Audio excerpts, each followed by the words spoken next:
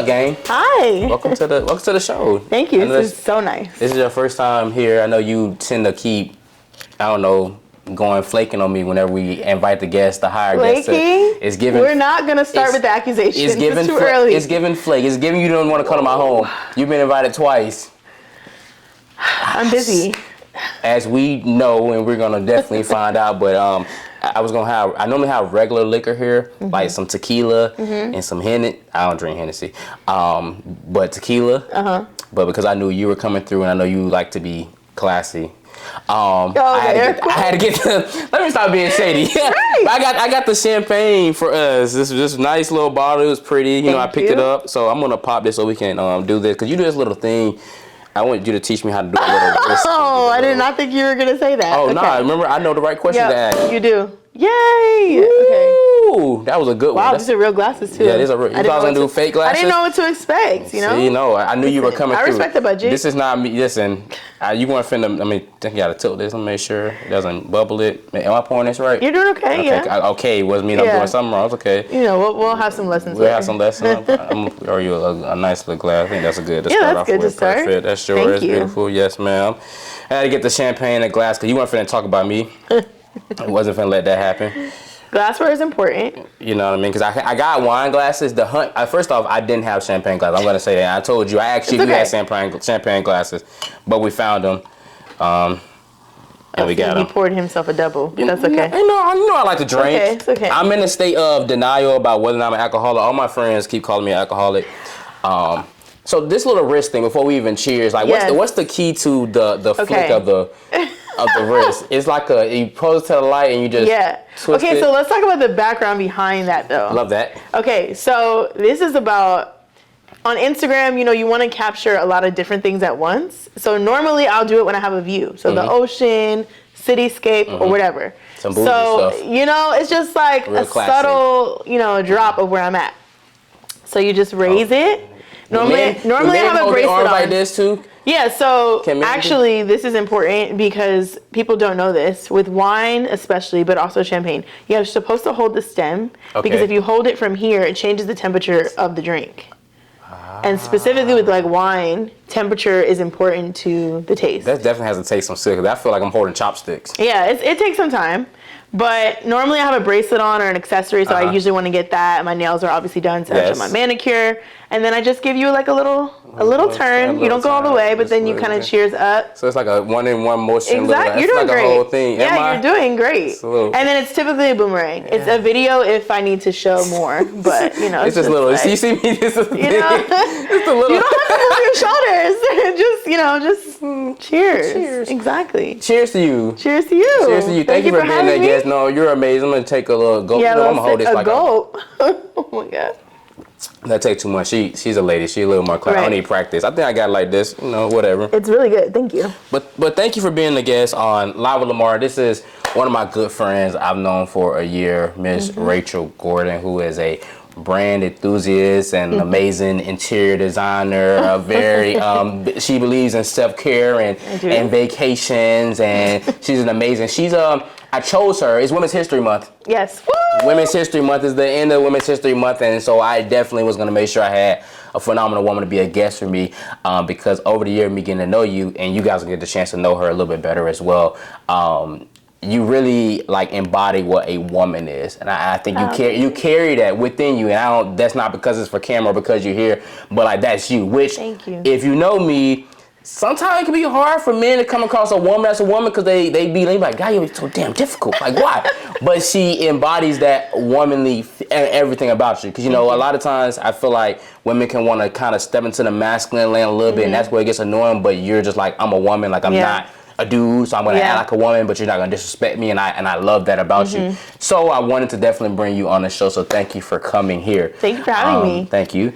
And I know there's a lot of our peers that are going to be watching, a lot of your family and friends that are going to be watching this, and some of them know you, and some of them know things or two about you, but there's some stuff we don't necessarily know about you. You show us what you want us to see. Of course. You know what I mean? Post and delete vibes. Oof. So we see what we want to see, what you want to show us. So let's backtrack a little bit. Okay. Let's go to Philly, Rachel. Okay. Talk to us a little about your upbringing, your family. Who is Rachel? Okay.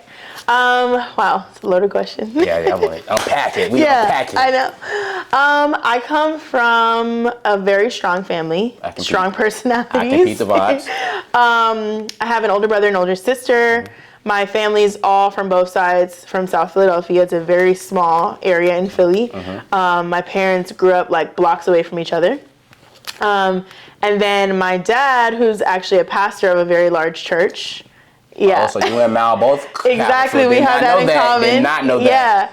Yeah. We moved to South Jersey. That's where the church is at. And for those that don't know, South Jersey and Philly are only like 15 minutes away from each other. A lot of people that are on the West Coast don't get that, that you can go state to state, but it's a thing. And yeah, really strong family. My parents were super busy. Entrepreneurial spirit was a thing forever, for always. My dad didn't go to college. He went from the military to seminary school and then became a pastor. Nice. And my mom, she's got her master's degree. She's my soror. She's Delta Sigma Theta Sorority Incorporated. Shout out to the Reds. Yeah, we love the Reds. So very educated, but also very entrepreneurial. Like my brother and sister and I, when we were, I think I might have been like 7, and we had a VHS rental company, and we would go to church and be like, who wants tapes? Wow. And like it was Blockbuster vibes, but it was us, you know? Wow. Not y'all out here in the parking lot hustling. pimping. Yeah, we were hustling. You trying to see Baby Boy? We got the new Baby Boy. What's up? We were hustling, and my parents bought us, I remember to this day, it was a VHS tape. They had bought us How to Start a Business as a Kid. And so we watched that in the basement, and we were like, bet, this is it. Wow. And so from there, it was always a thought in my mind to just do what I wanted to do. And so I was the youngest. I was super headstrong, always outgoing. She still is. Oh, yeah. Heavy on the headstrong. School was really easy to me. I never struggled. And then the social part was really easy. So I kind of maneuvered pretty nicely, I think, growing up. And then I went to college in New York at St. John's University. And from there, I hit the ground running. Before classes started, I was working. Wow. I was interning. Every semester after that, I had an internship or more. What were you interning at? Where? I was interning at PR firms, agencies, like that time I was majoring in public relations, and I wanted to understand more about it. And I quickly came to learn how whitewashed it was. And how really bad they treat their interns. Yeah, you know they treat like the bottom of your shit. Yeah. So, I mean, it was great though. It was a great experience, and I was like working hard. I was not really involved with school campus life too much. I was always in the city working, and from there, just that work ethic has always been in me. She made time to play as the Reds though. Listen. She made time for that though, I bet. It's the most important organization in the whole D9. Talk your shit. I ain't gonna argue it. It's fine. Ain't gonna argue it. So that is amazing. And you mentioned your brother, and I know your brother Ray, and he's a character, interesting guy. But y'all have a very close relationship. Y'all friend circles intertwine. Y'all are always around each other. I can tell y'all are close, and that's almost rare sometimes amongst siblings that are like so close. I'm not saying I'm pretty sure things aren't perfect because y'all both have two strong personalities. I'm pretty sure how some bratty ways between the both of y'all. I'm just like, Rachel and Ray. So what is your relationship like to your brother? How important is your brother to you? He's honestly a really great person. Everyone that to know him is to love him, and our journeys just in adulthood are super intertwined. And our personalities are very similar. Yeah. So when I was coming to LA, I just graduated. I was in a relationship with someone, and they were from here, and I was like, I would just want to try LA. I've been in New York for almost 5 years. Like, I want to try it. And so at the time, my brother was living back on the Northeast, and he was like, I've been wanting to go back West. He was in school on the West Coast. And so, you know, Rachel being the smart person forethought, I was like, I'm not going to live with a nigga. So I'm going to live with my brother. Yes. So we got a place together downtown, and it's been quite the journey. Just like, if you have not lived with your sibling, like, that is a whole different situation. I believe it is different. How do you even... We had a long hallway between our rooms. Because you can't even maneuver what you want to maneuver. Because you just... The walls were thick, but you know... That's disgusting. I'm just saying they were. Yeah, good. But it made us close, but it also made us confront a lot of different dynamics. And I live separately. We do live separately now. But those 2 years we lived together were very interesting and very integral. We're actually starting a project kind of based on that. So it's interesting. Okay. But yeah, he means a lot to me because it's someone that I can rely on out here, especially, but in general that I can always call. He's going to have my back. He's always honest with me. And yeah, I just think sometimes you can take that for granted. And there's been situations where I'm like, oh crap, like if I don't have him around, like there's actually a gap in my life. Yeah, you're gonna be. Yeah. So I really appreciate him and everything that he does for me. Super supportive. And yeah, it's crazy. Like we're 5 years apart. Everyone either thinks we're twins or whatever, and they're just like, dang, bro, you like 35, bro? They're like, you guys have all the same friends? Like, that's so weird. Yeah, but it feels so natural. Yeah. It's not like it's never weird. Yeah. Y'all both doing your own thing, but y'all still interact. Not like y'all act like that's not my brother or my sister, but y'all still do your own thing. And I think that's dope. And like, in our friend groups, we have really raw conversations. Mm-hmm. And sometimes everyone's like, wait, your brother's here or your sister's here. I'm like, he knows everything. Right. So it's just like, we really are best friends. And like, it's great to have him on the West Coast in these past almost 5 years being in LA. Definitely would not have been the same without him. So, it's my guy. What is this project you guys are working on? I don't know how much I can say. Yeah, you ain't gotta say everything, but it's based on like siblings moving to LA together. What does it look like? It's going to be a story about just the struggle. Mm-hmm. That's what I can say. It's a story about the struggle. I won't say much about the medium or anything like that, but we're working really actively on it, and I'm excited. The process has been very therapeutic because I've just gone through a lot since I've been in LA. Mm-hmm. Just personally, my growth has just been crazy. You've been in LA for how many years now? Almost 5 years in August. Oh, damn. Yeah. It might be time it seemed like people be moving after about 5, 6 years, 7. Know. And I came across a lot of people recently and they're like, I've been in 6 years, I'm getting ready. Like Rocky just left. Yeah. Well, I've always said when I got to LA, I was like, I won't be here forever. I won't be here forever. Yeah. And I never thought I'd be here for 5 years, to be honest. Okay. So but I still don't feel like this is my forever place. Okay. But for where I'm at in my life right now, it feels really good. Okay, don't leave me no time soon. Yeah, no. People just leave. I'll give you forewarning. I'll be back and forth. Because Rocky didn't. I didn't know once I was at his house. And he's like, oh yeah, I'm leaving. Right. He's supposed to be coming on the show too, so we'll see what do type of vibes. And Rachel's brother is a Kappa. Yes. Boo, since we were talking about Greek life or whatever. Yeah. This guy there's a Kappa too. So shout out to the newbie boys. Y'all alright or whatever, I guess. So y'all moved out here together. Mm-hmm. Y'all had your own place. Y'all stayed downtown. Was there ever anything that made it like, you know what, I can't do this anymore? Did y'all just kind of feel like it was time for y'all to get your own spot? Oh, how much I want to say? Oh, no, honestly, Ray was dirty. No. Like our habits. Like we grew up in the same house, so like we have similar. Like we know the standard. My dad is a military guy, so like we're on it in terms of that. But I think there were just growing pains that I had to go through as a young woman. And sometimes when you're so close, when you're siblings, it's difficult to be that close to the issues and not be able to really step in. Because now I'm an adult. There's only so much you can say or advice you can give me. I have to make my own decision. So I think we kind of got to that point, crossroads, where it was like, you got to live your life and I can only like do so much. And so just going our own ways made sense. I also was broke the first 2 years. The jobs I had were like not good. Broke as fuck. So I was like leaning on him. I'm on year 1. Yeah. I was leaning on him to like pay the rent. Like, what we doing? What we doing? But now, like when it was time to leave, like I was in a better position. So he definitely helped me out, like I said, across kind of every aspect, literally. I was sitting here laughing in my head because I had a flashback to when we were in the office. I think we brought up a conversation. She was like, Rachel, say adult again. She said adult. Say adult, Rachel. They're not gonna make fun of me. I'm not gonna say it. Say adults. Adults. Listen, I don't it's know. It's like an old lady. Adults. Adolescents. They want me to say water. They want me to say daughter. They want me to say like daughter. Daughter. It's daughter. Daughter. Yeah, daughter. Water. Water ice. Ice water. No, water ice is it's a delicacy. It's a dessert. Water. Like Rita's water ice. What?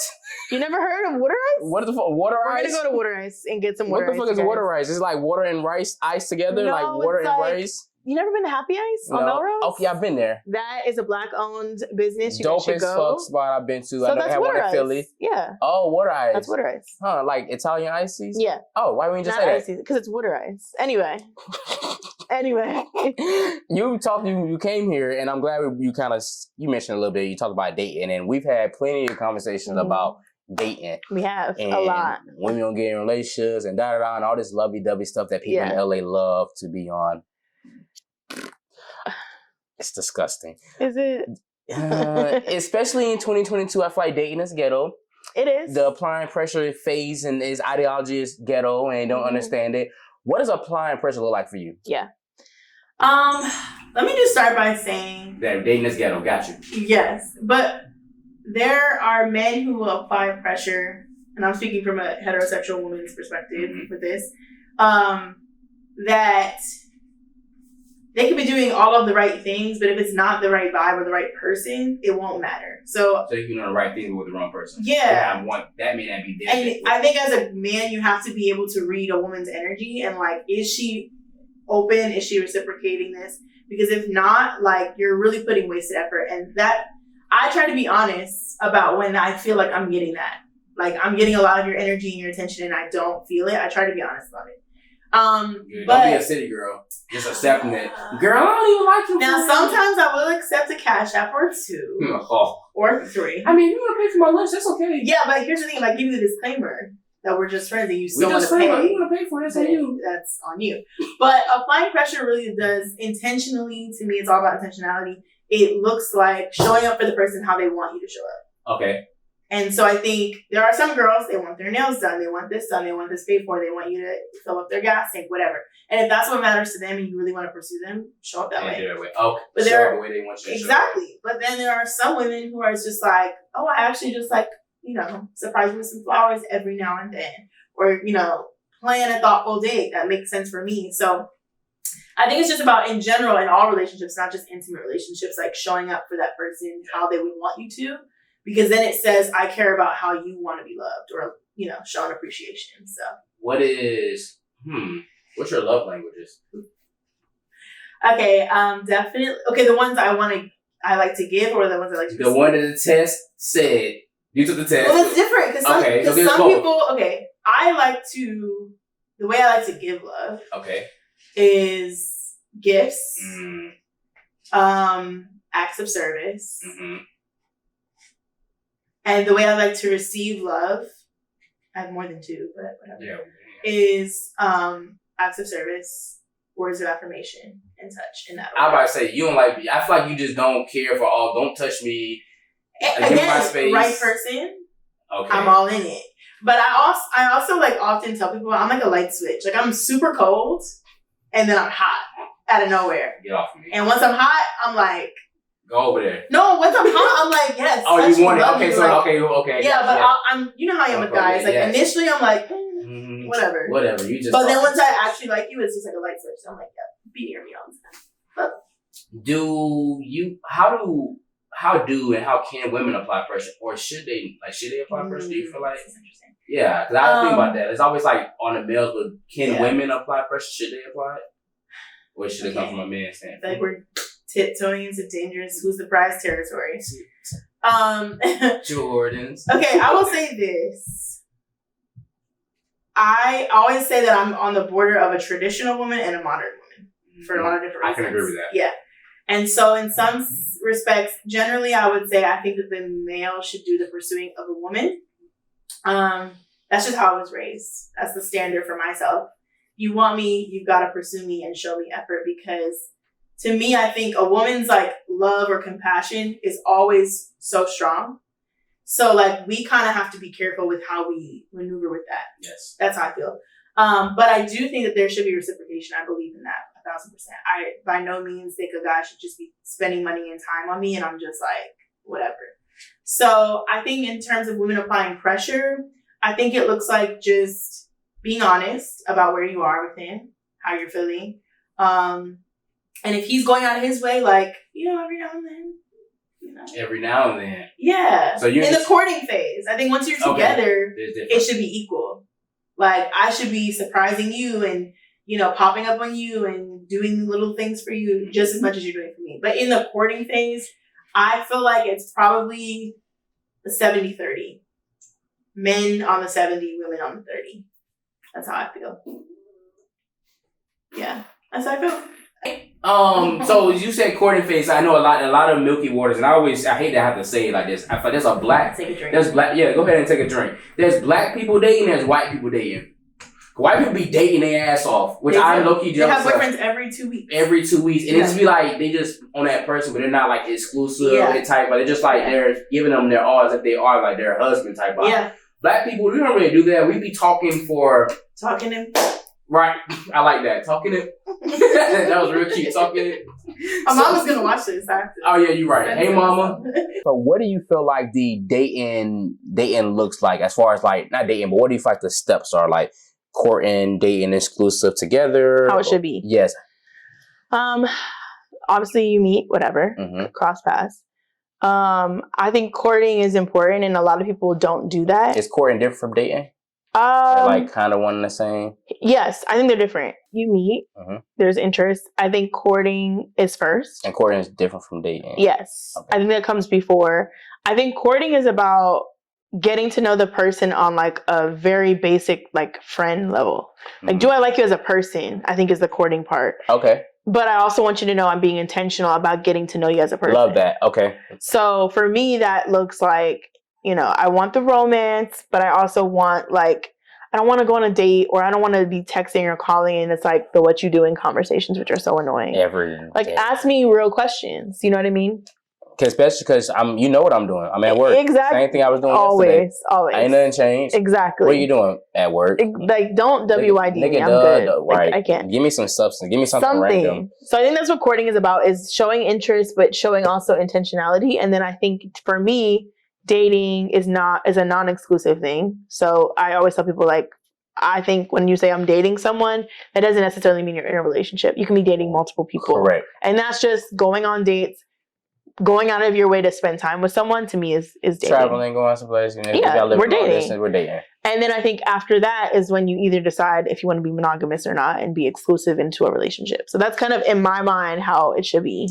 So in between relationships, is there dating, exclusive dating together, or is exclusive dating together kind of exclusive dating is being in a relationship. So you should be in a relationship at that point. If you choose to focus on you're in a relationship now. If we had a conversation of like we're not dating anyone else, we're together. In my mind. I know. I mean, but I'm big on having to ask the question. I've been having this conversation lately. I'm big on asking the question with too. someone. I feel you. But I'm big on asking the question too. You seeing anybody? What's the tea? What is the tea? Go ahead, take a sip. Oh my God. It's getting hot and bothering. You got here acting like Zeke from Power. They asked him that question about if he dating girls, and they went way left. So Rachel, remember, no response is a response. Yeah. And the length of time you taking to respond is also a response. Crazy. Does the smile on my face say anything? You blushing, girl. Yeah. Okay. It's a different glow. There's your answer. Oh shit. Okay. Oh damn. Next question. For Mr. Bride. Travel all across the world. Oh, Jesus, Lord. Shit. I'm about to back on topic. So on brand. Oh, okay. Perfect segue. That's the perfect segue. So on brand. She's somebody out there. Hey, somebody, wherever you may be. Right. So back on topic. You do branding. Yeah. And that's how we know each other, because you work with our company, High Creative, and you do branding for us. You work for different companies. And we mentioned your background was getting into PR and, and learning what it looks like. What was your steps into deciding that you want to even get into brand, which is so important, especially nowadays, brands, whether you're an actor or actress or a musician or just a company, a small business, everyone has small business nowadays. So that branding aspect is so important. So how did you get involved with that? Yeah. So I started in PR. I realized I did not like the way that it was structured. So I actually started my own agency. Oh, well, yes. Yeah. Yes. So PR group, creative agency. I started that my sophomore year of college, actually. Oh, wow. Yeah. And my first clients were people on campus who were like, hustling, doing their own thing, whatever. And they just started calling me like PR. So then it developed into personally Rachel. Your name on my phone literally. So PR. No, Rachel. Yeah, it developed into that. And so then it started with a blog, and then I turned it into a company. And so I LLC'd it, started taking on clients that way, loved it. Then social media changed the game. Continues to change the game. Always. Every day. And I do social media, you know that. And it's just ever changing. And so I kind of took a shift from traditional PR, which is really moot at this point, to more of a branding, experiential, that type of avenue. Aesthetics and all that, man. Yeah, and I found a lot of fulfillment in that space. And so that's how I kind of started. So I started shifting all my clients over to that type of work. And as I started looking for jobs post-graduation, being in the marketing space, it was just not fulfilling. And so I looked for roles that put me in places where I could thrive. So it was that transition hard. Like you said, everything is kind of pivoting. So you kind of got to be flexible. Yeah. Was that transition hard for you to kind of get into a different, and I guess I'm going to bring that back a little bit, to look at some of the struggles. Because you're focused on clients. So to make your business thrive is about getting clientele. Yeah. What were some struggles and things you ran into, and how did you overcome to be a point to where you're right? Yeah. Being in New York taught me a lot about myself as a professional woman. I'm 5'2.5". We always got to add that half. Yeah. I'm 5'7.5". Some days I'm 5'8", depending on the type of shit. I got a little platform right there today. I'm 5'2.5". I'm a Black woman. And, I have a baby face. So whatever. I used to go into things, meetings, client events, anything, and just get disrespected off of just my stature alone. Immediately judged, whatever. So, and it still happens now. I did a celebrity, I won't say who, I did a celebrity birthday party. One of my clients was working, and it was just so off-putting how disrespectful the men in the industry are. And I was still in college at the time, and I could not believe just how disrespectful the assumptions that were made. And again, it's just some things don't change. This happened 2 weeks ago. I was doing a client event, and I'm picking up materials to get to the event, and the guy's like, "Oh, they sent the intern?" And I'm like, "No, it's my company. This is my company." He's like, "Oh." Yeah, he was like, "Oh." Yeah. So, I still get that. Exactly. And it used to bother me, but now I just take pride in saying what's mine, and I kind of stand tall on the work that I know that I've put in. But I think as a woman in the industry, it's so important to have a standard for yourself, and no one can tell you what that standard is. If you want to be out here because that was what makes you happy, do that. Yes. For me, that's just not my vibe. And I think letting the work speak for itself is super important. And so, me, I don't be in the mix. I get in, I get out, do what I have to do. You don't be outside with me. Yeah. And so I think to me, that's just important to keep my peace, because people will really just try you. And again, being a Black woman, smaller, there's just a lot of things that come with it. And so I try to avoid those situations. Oh, you took your jacket off. It's getting a little question. Yeah. Yeah, I bet. Yeah. It's okay. I know. We keeping it light right now. I ain't gonna go too crazy. Yeah. So we just talk about branding and how they evolve into branding. It's 2022 and everybody has businesses and everybody's trying to get involved. I'm still holding my glass. Let me drink. So it's just sitting there in my hand, drink just it like the right this. Way. I didn't say all that. This is not that. It's that. And we mentioned how brands are constantly changing, especially with social media. Yeah. If you had to give some quick tips for people that are in that phase for 2022, things for brands and people trying to start their own things to be mindful of, what are a few of those? I think number one is be authentic, because you can tell. Yeah, audiences can see through. Don't change your stuff for LGBTQ month and change your stuff to a rainbow flag. That just because drives me insane. It's one of the most dumbest things. If it's important to you, yes. Right. But if it's not, don't do it, because people can tell it's fake. Yeah. And I think just remaining authentic is the number one thing. Remaining consistent with branding is important. And so there are people that with different opinions. My opinion is lay the foundation the way you want it to be laid. Some people are like, just start creating and then double back. I'm not into that. I'm be intentional, take the time, build out. That's one of the things we offer at the agency is a full kind of one-on-one. And we do multiple sessions where we go through this workbook and we lay the foundation. Once the foundation is laid, then you be consistent with the content, with the products you're putting out, whatever it is you're doing. Because consistency is the other piece of just constantly creating, constantly having options and offerings for people. Statistically, you're bound to succeed, right? If you keep putting it out. Absolutely. If you're not putting anything out, then there's nothing that can take off. Exactly. So my whole thing is be authentic, be consistent, and then challenge, but don't be afraid to pivot. That's my goals, my North Star is what they say. I've had to pivot within my own company and my own kind of career trajectory so many times. And I think some people are so afraid of this is what I said I was going to do. And if I don't do it, people are going to look at me crazy, or all this time was for nothing, all this money. But you like, I can't express enough how pivotal pivoting is, because then you get to the point where you're supposed to be. Mm-hmm. And like, if I had stayed with the blog, like I tried to hold on to my blog as long as I could. And I was like, I don't even like doing this. Why am I doing it? Pivoted. Cool. PR. I don't even like doing PR anymore. Why am I doing it? Switch to branding. So it's just like, you have to do what feels good for you. And like, that's okay if it's not what you initially set out to do. So. That makes sense. And you do a lot of that with us at Hire. Shout out to the Hire Creator family. We doing big ass shit. You know, we doing a lot of 2022 new money. Yeah. Lots of new money. We're scared of y'all. So we doing some big things. And so you do branding for us. Yeah. And you mentioned earlier Malachi and y'all are great friends. How did that connection even happen? How did you and Malachi get to this point to where you're doing branding for his company? Yeah. Like really, I tell people that I tell about you, I'm like, yo, Rachel, like she makes sure a lot of this stuff happen behind the scenes. Mm-hmm. So like you're a very important piece of our company. Mm-hmm. How did you and Malachi make this happen?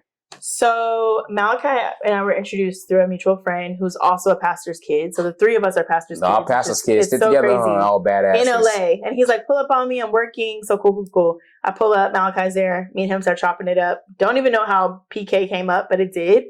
And we just clicked. And so, you know, he's a Virgo, I'm a Taurus. Be like, you know, that earth energy. Mm-hmm. So, and then Northeast. When you meet someone from the Northeast out here, it's also like, okay, we here. Yes. So we were friends. I invited him to like things I was doing at the house, whatever. And then one day he just looked at me like, why aren't we working together? Like, you have things that I need. I have things that you need. Like, there's no reason we can't get money together. And so we had that conversation. I said, you know me, you know how I am. I'm like, let's have a meeting. Right, let's have a meeting. Put it on the cow. And so we had a formal meeting or whatever. And since then, it's just been that. And our personal relationship has just grown so much as well. Like, that's definitely one of my best friends here. But working together has been really beautiful, and just like seeing how we can help each other. So, what do you love most about Hire Creative? Ooh, I don't know. What sets us apart? I think the amount of things that we touch in such a short period of time. Like, we have so much impact. And, you know, we don't do it for the clout. Like, we want to do the work. We want to be involved in things that matter, in these projects that highlight Black women in Sephora and their brands, you know, becoming some of the first Black-owned women brands there. Mm-hmm. You know, all the different things that we do. I just enjoy that. Like, we have so many different verticals. And, like, we're humble about our stuff. But we about to go up in 2020. Oh, we talking our shit this year. Yeah. But it's just beautiful for me to be a part of so many different projects and verticals and industries. And I really love that. Also, y'all, like, sometimes I have to crack the whip, but... Listen, let me tell y'all this. I was not fond of Rachel when I first moved out this Wait, bitch. Really? Ooh, I didn't know that. Spicy. What you did earlier? Yikes. Actually, that's a lot of people's opinions, though, you know. No, it was mainly because I got shit on my lips. It was mainly because I had to get used to the importance of your role. I don't like being micromanaged. But a part of your role and what's important for your job is that you have to be micromanaged. You have to make sure shit gets done. If Rachel isn't on our ass, then shit may not get done. It's under the radar. It don't sometimes. Rachel will bug us all day. She'll call me. I'm like, Rachel. But yeah, can we make this ask happen in an hour? Rachel, no, it's not gonna happen in an hour. I need more time. First off, I want to double back a little bit. I did not dislike Rachel or I hate Rachel. It's giving. Y'all decide. What is it giving? It was just an adjustment, obviously, for me being in that space and moving from corporate to being in more of a. Which I've also had a realization. I had a talk with my team. We were on a business trip. And they were like, no, Rachel's just really functional first. Yes. And now I don't plan on changing this. I just want to, so y'all know, just so you know. It's important to be self-aware. And so I had this discussion with them and they were like, you're just very functional first and then relationship second. And, you know, that has to do with how I was raised. My dad's in the military, was in the military. It was just like a very let's handle our business first and have fun later. So that's kind of how I approach work. And so I'm like, sometimes I have to look at my texts or emails. I'm like, ooh, I didn't even ask how they were doing, how their weekend was. I'm just like, yo, where's this at? We talked about this on Friday. Right, and I ain't got it yet. So I'm working on being a little softer with that. I'm good at it with clients, but internally sometimes I'm just like, let's go. We have shit to do. But yeah, I'm very functional first. I found myself, and I like how I'm glad you put a word to it, because I found myself struggling with that about a couple weeks ago, where I felt like everybody in LA was so functional. Yeah. And I'm like, my God, like we either have a good relationship as friends, or we were trying to build a friendship. I'm like, yo, like it's just like always business. Like, can we just like not talk about work and just like, where's the relationship? Like, how am I doing? Type of thing. So it's always weird, so functional. It's like, yeah, I'm like, yo, and a lot of people in LA move that way. It's just like we're business. Yeah. Like we're moving business. I'm like business first. I'm like, okay, cool. Yeah. We're off the clock now. I know. That's the Northeast in me, though. I'm like, but it works. But it gets shit done. Yeah. You know, that's important to have. Like I said, I know it's important for our team, because if it's not, from all of us, like if it doesn't, you don't say it, and then it probably will be like, we all have those days. It's just going to be there. Yeah. Like, you know, from all of us, I know we're all at fault. It's important for you to have women like you in our spaces. And of course, it's Women's History Month. And as I mentioned earlier, that's why I brought my girl Rachel to the set, because she's a strong Black woman. And I know women in spaces, and the importance of women and them being a part of the conversation is very important to you. Why is that so important to you, and why is it important that you guys are a part of many conversations? Yeah. I mean, I think, first of all, like, I just strongly believe that women are the driving force behind a lot of things that happen positively in our society and our culture. And that has been the case historically, right? Like all the way back to slavery, if you want to get into it. Yes. And so I think, specifically as a Black woman, like for us to be the backbone, I think we also need to be at the forefront. We can't just play the back anymore. Do I think we need to support, you know, our community and the men in our community and all of that? Of course. Yes. But we also deserve to, you know, receive the accolades, receive the acknowledgement and the support. Like, I think a lot of times as Black women, you know, that whole strong Black woman narrative, which, we're super strong, but we don't want to have to be strong in every single use case. And so having that support around us, I think, is important. And there's so many Black women doing so many crazy, amazing things. And one, either people don't know about it, or two, people aren't providing them the resources. And so that's kind of what I deem as like my life's purpose or mission, is to like provide resources to Black women to excel in whatever space they want to be in. And that's how I feel like my role is. And so if I can do that, if I can shine light, if I can, you know, use my experience to help them avoid certain, you know, pitfalls, then I'll do that. Yeah. And I think the Black woman's perspective is very unique. We're at like a very interesting intersection, that intersectionality of being a woman, which we know in this society automatically comes with kind of lesser in terms of rights, in terms of pay, like all of those things, and then being a Black woman. That's like double whammy. It is double whammy. And if you're short like me, then that's triple. So it's like there's so many things to it. But I think our perspective is so unique, and anytime that I'm, you know, talking to anybody from a professional capacity, it's ask the Black woman in the room, because she's going to have a perspective that you've never even thought of. And I feel like you can attest to that in our meetings of like, I'm saying things that you guys, I never even thought about that. Yes. And so it's important to have us at the table, to have us leading things, to have us, you know, again, receiving those accolades and acknowledgement to drive the conversation and our community forward as a whole. So I don't know if you've been keeping up with, there's been recent things happening with Judge Ketanji Brown, with her trying to get appointed to the Supreme Court. And the other day, I seen, it was very disgusting, even for me, just seeing the clips from the hearings and the conversation, the way those white men were treating her. And first off, shout out to her, because she stood her ground, very strong, very important. She let him shake her. Yeah. I'm pretty sure you probably saw some clips. Yep. How do you feel about that? And what is that? Because you mentioned earlier, like, how disgusting men can be in certain settings. And like, it was, and as a Black woman, you know, I know that's important to see. You know, we had Michelle, and then we had Kamala, and now we got, you know, Judge Ketanji. And so how does that feel? And what are your thoughts on that current situation going on? It does not feel foreign to me. Yeah. I feel like we've, like, as a Black woman, so many of us have been in that position. Obviously not to that caliber, but, you know, those types of rooms and scenarios and conversations. And I think it's just shining light on what we have to navigate on a daily basis. And again, I think that is an opportunity for allies from all backgrounds, Black men, white women, white men, you know, other people of color, to step up and say, how can we support and call this out when we're seeing it, or change the vibe it was blatantly in the room. In our face. Yeah. And so it's like everyone can see it now. And I think it's just, it's difficult. And I think we're raised as Black women with the mindset like this is just reality and what you have to do. But my hope is that future generations see these types of things and want to figure out how to change it. And I don't know that, we all don't have all the answers, but it's just unfortunate that that gets put into question, like our basic capabilities when we have those.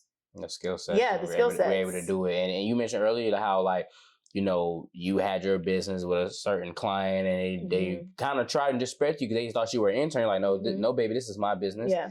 And oftentimes, women tend to be disrespectful. And you're a female boss. Yeah. You carry yourself like a boss. You move like a boss. And that can be intimidating for people and then also get a lot of disrespect. So how do you maneuver with carrying yourself as a female boss in spaces?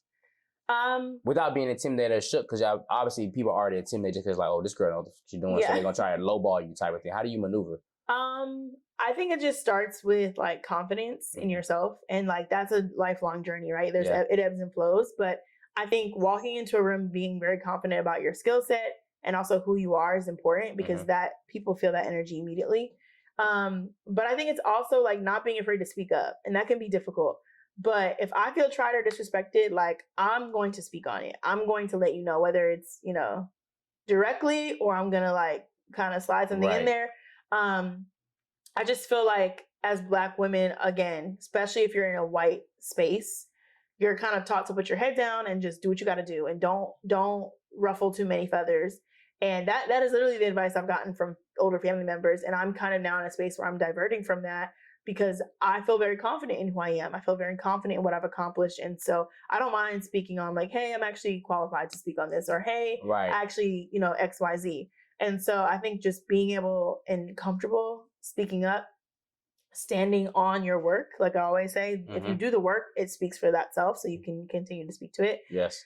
And then I think just like surrounding yourself with people who are going to remind you of that and lift you up in that space is so, so important. Because again, if you're in a 9-to-5 corporate space, you're going into a white company, you're around white coworkers all the time, you need people around you that are going to be like, hey, don't forget who you are. Don't forget where you came from. Don't forget how much you've accomplished. Yes. And that it's like so small, but that sense of community is very important. Absolutely, because you're not getting it in corporate America, unfortunately. Well, at least white spaces. That's why, and a lot of people can't handle the work we do and the spaces that we're in, because, I was just talking to somebody about this yesterday, there's corporate, and corporate can be sweet because like freelance and independent space and being a business owner is a way different because it's not so structured, not so like, not structured, rigid, you know what I mean? It's different. You don't know, it's not stable. The stability lasts because it's all based on clientele, et cetera, et cetera. So it can be a very scary place to be in, but the community is there. That's why I love working for hire, because it's like, it's there. Like I'm around Black people, Black creators, get it, and they get it, and we're friends outside of it. And it's like not such a structured, rigid. Like we have system and processes that that we have, but it's like not such a like, and it allows you to be free. Exactly. And it's hard to get that sometimes in spaces. So I think that's dope. Who are some influential women in your life, past and or present, or future, that you have that influence you in what you do? Yeah. I think from a personal level, definitely my mom. I think she, to me, like what you were saying, which was so sweet earlier, she represents a lot of those qualities of just like really being a woman to me. She's very graceful. She's just like very like educated, like well-spoken. And so like those things I definitely take note of and wish and aspire to be like in that respect. Career-wise, there's so many people. I think right now, like the person that comes to mind is like always Rihanna, because to me, she's not afraid to try things that people may not have necessarily put her with, but also like she is getting to it, like both Rihanna in front of and behind the scenes, like she is getting to it, and I'm here for it. Yes. She's not being pressured to put out music, which was like her initial entry into everything. Absolutely. It's just like she's gonna do what she wants on her time. Now she's building a family, so like those types of things are really inspiring to me. I'm kind of getting to the space now where like life is like maturing, and it's like, how do you have career and personal life and relationships and family? So those types of things are always inspiring to me. I was going to ask you, and I actually have it written down, Rihanna or Beyonce? In what? That's a great question. You take it how you want to take it. Oof. Okay. Both two strong, powerful women. Yeah, they're both amazing. Amazing. I'm gonna go with Beyonce. I've been a Beehive stan for a very long time. Okay. I thought you would go with Rihanna just because you're coming. You just I'm gonna say Beyonce because I don't know if you've never been to her concert. Have you been to her concert? Mm-hmm. Every time I just cry immediately. Like I'm like, if you ask me why I'm crying, I don't know. I just start crying. It's literally like that. It's just amazing to see someone who you know works really hard. Absolutely. And like it's A1. Like you are getting everything you paid for. It's amazing. Beyonce is a queen. And she's really inspiring. And I like how she's like tucked in the tuck. Like she's in the cut. Like you don't know what's going on with her. You know what she wants you to know. Ain't no NDA. You ain't no NDA. You yeah, with the queen. NDAs are strong. They're strong. And I don't ever aspire to be on that level of like fame or anything. I want to be in the cut. I just want to be paid in the cut, loved well, and just travel. And that's all I want to do. But I just love that. I love that. But I love them both. They're amazing business women, and I think there's a lot to be learned from both of them. So. My next question for you. We're talking about women. This is another little fun question. Best girl group of all time. I mean, I'm going to answer from my own. Destiny Child, TLC. Yeah. One of the girls that sing Unappreciated, Charity, Chastity, and Charity, something like that. Cherish? Charity. Wow. I mean, for me, like what I am into, I would say Destiny's Child.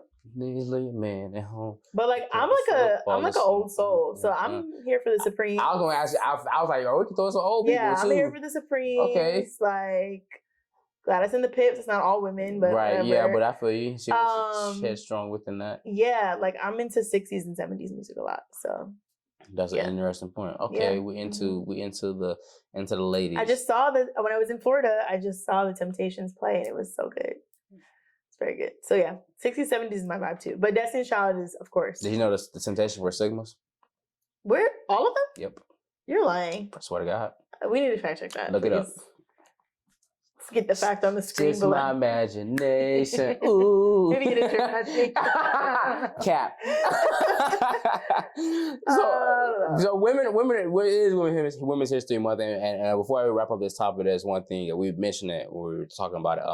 How can men do better to support? How can Black men do better to support women overall? Like, what are some things you think that we can do better that we lack? So much. I know, right? We're trash. I mean, from a professional lens, I think if you're in a place of leadership for hiring or anything like that, pay equity is important. Like, we do not get paid the same. And I don't think there's a whole day for that. It's a whole day for that. And I think because there's so many days now, it kind of goes over people's heads. But like the fact that it's 2022 and we still don't get paid to the same dollar as a man is insane. Yeah. So I just think like, take a moment to digest that is a real thing, and we work equally as hard. Let's also remember that we have periods, we bleed every month. Some of us have babies. Like, there's a lot to consider, and we still don't get paid equally. I found out years ago that pregnancy is like the worst pain. It's like traumatic. It's like the top pain. It's a trauma to your body. I don't think people understand that. That's sick. Also, it's we're gonna talk about it. It's Women's History Month. I'm with it. I don't think I have so much to say about when it comes to like menstruation and working, because men don't understand there's 4 weeks in a month, but like the week before your period, you're in pain. The week of, you're in pain. And then the week after, you might have some lingering symptoms. So that's 3 weeks out of 4 that we are going through something, and you want us to perform at the equal level, but not get equal pay. Anyway. Did you hear we're getting our own birth control? I want everyone to take that. We've been poisoning our bodies for years. So you want all the men to take basically. The birth control. Right. The other thing I would say that you guys can do to support on a personal level is like when you guys have your group chats or your conversations, like call shit out. That is what I can say. Like it seems very small, but it actually does, I think, in the long run impact people's perspectives and also like what people feel comfortable. Like to me, there's a lot of guys who are way too comfortable disrespecting women, specifically Black women. And it's also because in your safe space of your male group chat or your dinners or whatever, you're not speaking up on it. You're not speaking on it. And so if you see or hear someone being disrespectful, like that's not cool.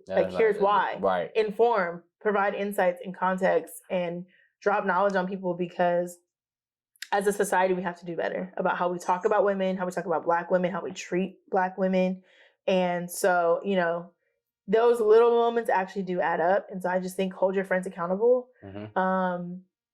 Everything from, you know, consent when it comes to sexual stuff to, you know, just, y'all know I be on y'all with the bitch. Y'all be loving throwing the bitches out. And I have to, we're not doing that. So it's just like those things. How do you feel about the word term female? I don't like it. Yeah. It insinuates to me an air of disrespect. Yeah. Or like categorizing women, kind of. So I don't like that too much. Okay. Yeah, I've had no bitches, no female. I've learned that. It became a big thing, a big topic of conversation over the past couple of years. Like, women were speaking out about it. Don't call me a female. There's female dog. Exactly. Like, don't do it. So I've had to. I just think, accountability and having conversation about why. Like, not just like, hey, don't do that, but like, let's just have the conversation. Find out what your friend's perspective is, because then also you should be questioning like, oh, why am I spending time with you if this is how you operate and how you think and how you treat people? Exactly. Because you are who you're with. That's what I believe. Birds will feather flock together. Exactly. So accountability is big in your personal relationships and circles. So. Boom, boom, boom. One thing about Rachel, though, I gotta say this. One thing about you, because you're doing an amazing thing, obviously. You know, you're representing women. You're dealing with my ass 24/7 damn near. You got your family, got your brand, you being a boss woman. But you always find ways and time to squeeze in your self-care. If you know Rachel always on somebody's island boat. With the water in the back. We heard it earlier with the water in the background, you know, little twist of the wrist. You're always going to find time to fit in self-care and vacation, which is amazing because obviously that keeps us running. A lot of time people become workaholics and they forget that.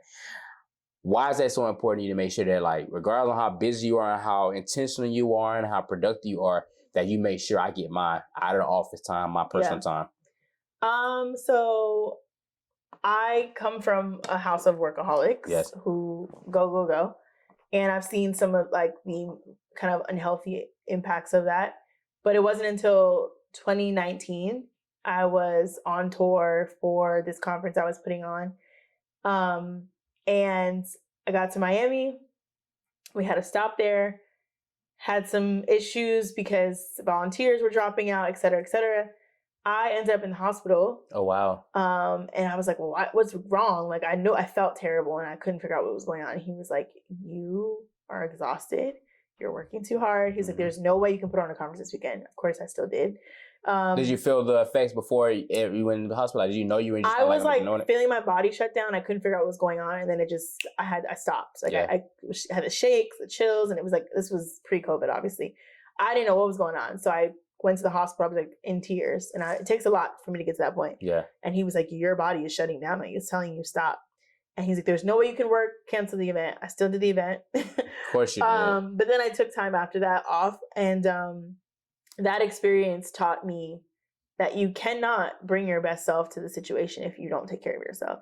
And so from then on, I've always just tried to make time where I could or do things that would help prevent that from happening again. So that's kind of what started the whole journey. And from there, you were like, I'm going to make sure I take my vacation time and get it in. And like the work from home stuff has made it a lot easier too. Like I try to find the balance there and like get extra days. Because if you do too much of it, because it could be, I'm working from home now. Exactly. But you get away from actually doing real work. You're like, I can just take this laptop to Tulum and I'm going to be working still. Exactly. You got to figure out like, you got to be disciplined, I guess, is the thing. Yes. But that has definitely helped me too, because I can just like take long weekends and all that stuff. So, but it's so important to take care of yourself. And like, it's more than, for me, it's more than face masks and trips. Like those are great.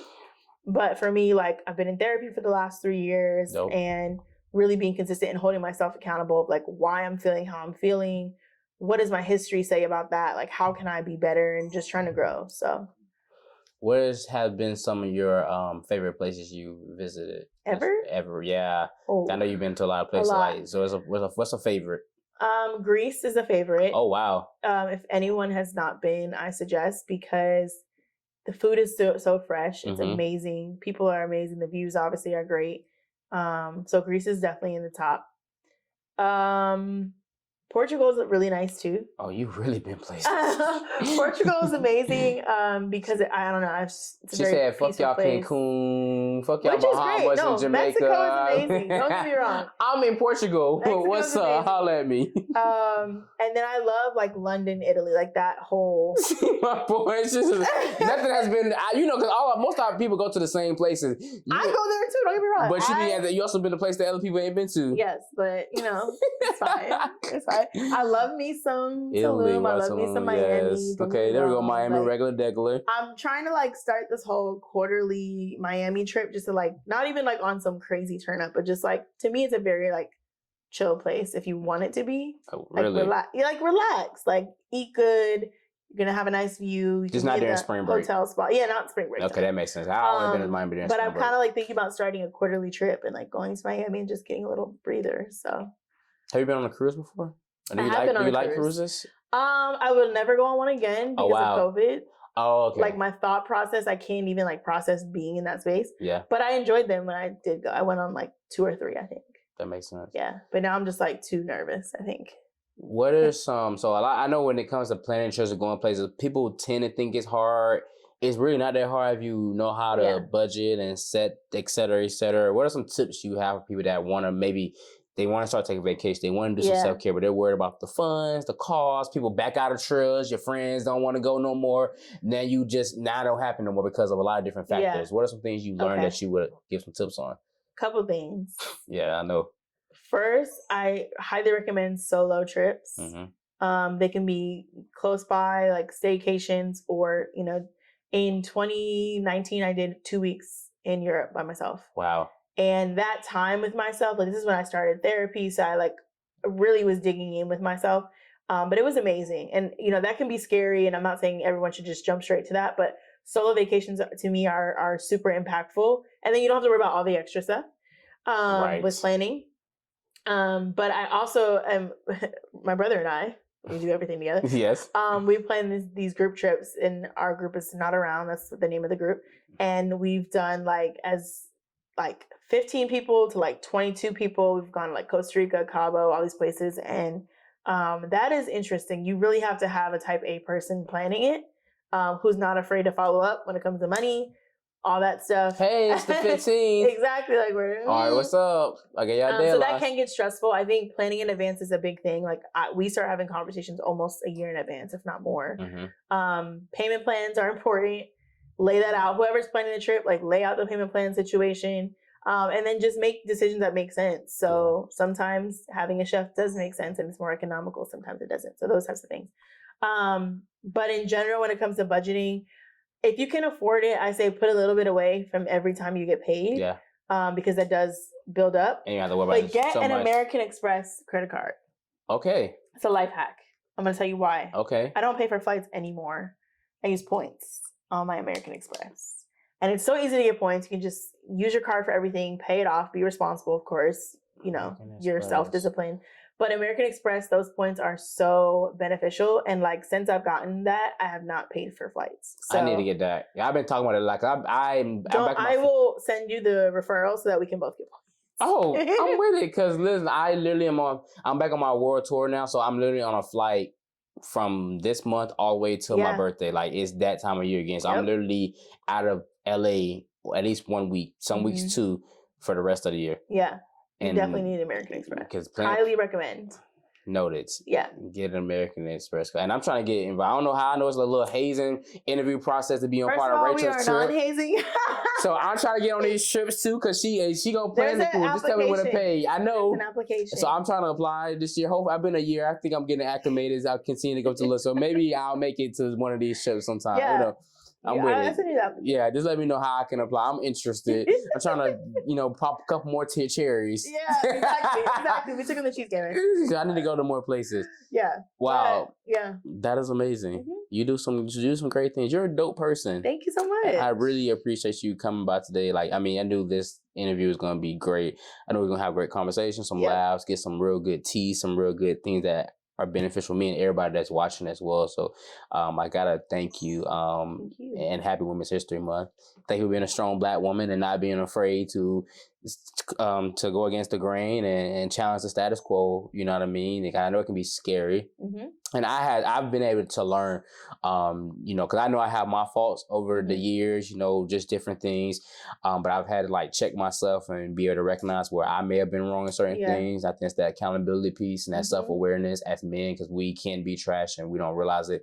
And again, it's a double whammy, especially for Black women, because the top is white men. Yeah, that's the top, and then it goes down from there. And then y'all have like two double negatives. You're Black and you're a woman, so you're literally at the bottom of the food chain. I know that's not always the most comfortable place to be, because as we see, like I mentioned earlier with Judge Ketanji, she just disrespect, and it just be effortlessly.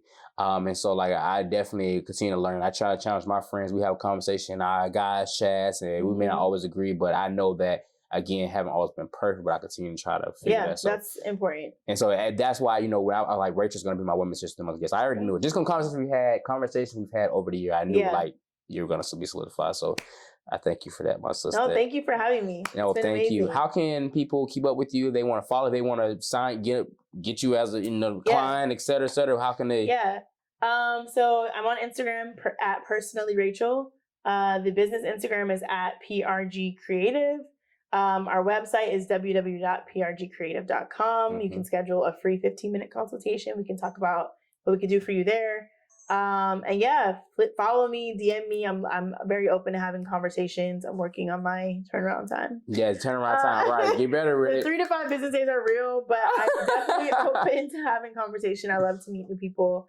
And hopefully I encourage someone, or I can continue to do that. So I thank you for having me. Absolutely. Can we do one last little cheers? Yes. We're going to try this one more time. We're going to the little zoom. Yeah. Okay, we got to go up and around. Cheers to you. And thank you, Rachel. Thank you. And with that, guys, thank you for tuning in for another episode of Live with Lamar. I'm your host, Lamar.